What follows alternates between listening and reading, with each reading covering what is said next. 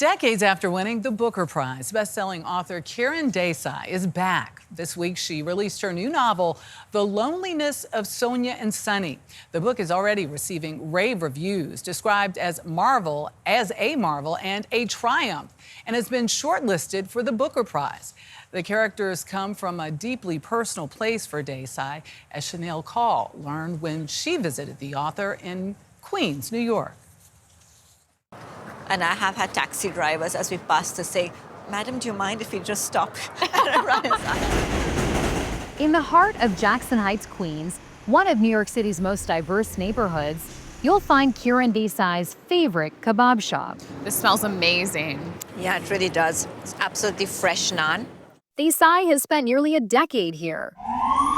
Places like Jackson Heights where people are coming from all over the world and mingling. For a writer, of course, it's just extraordinary material.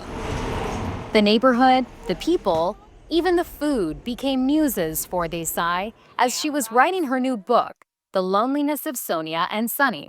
The nearly 700-page novel is about two young people from India who have a chance meeting on an overnight train. That was a love in contradiction to the events playing out on the world stage, a love that undid the historical narrative simply by the way he had caught her glance, how she had caught his. People are calling this the modern-day Romeo and Juliet. That's so funny. What do you think of that characterization? I think that came from an Indian newspaper, and it made me giggle. But I was influenced by love stories that I have loved, that I loved reading. I would say Anna Karenina, and I loved The Unbearable Lightness of Being by Kundera. Snow Country, Kawabata, Japanese author, which influenced me a lot because it's a very Asian love story. And these are my baby pictures, but here's one. Desai was born in India. Her mother is of German descent, and her father, a businessman from Gujarat. Childhood was Bombay, Delhi, big city life, but also a house in the mountains in Kalimpong near Darjeeling. Her parents separated when she was a teen, My mother left India to teach abroad. I went with her. before eventually settling in the U.S. Your mother, she also is an author, and I just wonder how that sort of informed your journey or whether it influenced your work in any way. Yes, it's kind of remarkable. You know, she was writing in the 60s and 70s in India. Very rare for a woman to be writing at that time. But I grew up with her bookshelves, and I grew up with that rhythm of a writing life. When I started writing in my 20s, it felt like coming home. It felt like a homecoming. Desai's first novel, Hullabaloo in the Guava Orchard, was published in 1998 and won the Betty Trask Award. In 2006, her second novel, The Inheritance of Loss, won the Man Booker Prize and the National Book Critics Circle Fiction Award. But since then, Desai has been quietly writing her latest book. So what happened? Why did it take 20 years? One, I was creating the material for not only this book, but I think for the future. I was just creating material. I was keeping journals and diaries. I followed the story, but then I disappeared into years of isolation, and it was just the pressure of creating this work of art. Different colored ink, so I know. Desai traveled as she wrote, documenting her process in these journals, including the inspiration she drew from her mother. Nor do I know any other writer who brings sadness and laughter together quite as you do. It's the hallmark of your work. That's my mom. So sweet. Were there struggles that you experienced this time around that were new and different than the last book? Yes. This time around, I wanted to write, politics for the sake of art, not art for the sake of politics. And it was actually easier to write a political book, much harder to write a love story and get to that intimate place of two people talking in a room.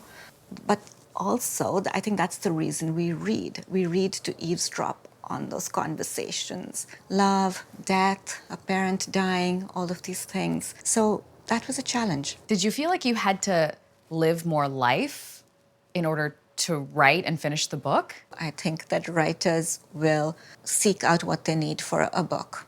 It becomes a very strange life when you're living for your work. Over the last 2 decades, Desai collected stories from India, Europe, Mexico, and the U.S. Those stories finding their way into her book. So when Sunny returns from his trip to Italy and he arrives right here and goes up to this little Tibetan restaurant for momos right away to sort of center him back. At one point, Desai had collected too many stories.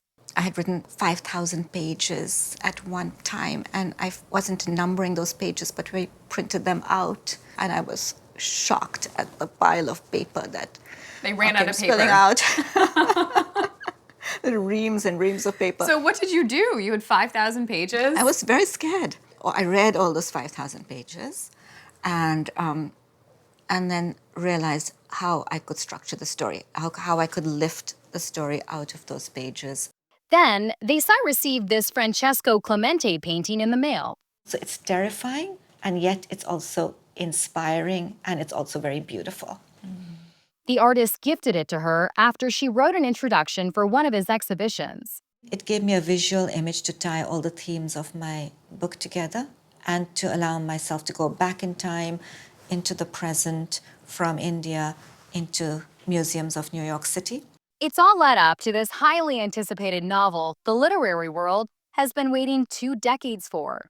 What does it feel like now to sort of set this free? Well, I'm relieved and very thrilled. And I also hope that it's, a book that's of the current moment, although it's set a little bit back in the past. For all of these years, of course, I was deep in the hearts of these characters. So I feel very tender about them, and I wonder how they will be perceived in the world. And what about Kiran? What's Kiran going to do now? I feel nervous on Kiran's behalf as well.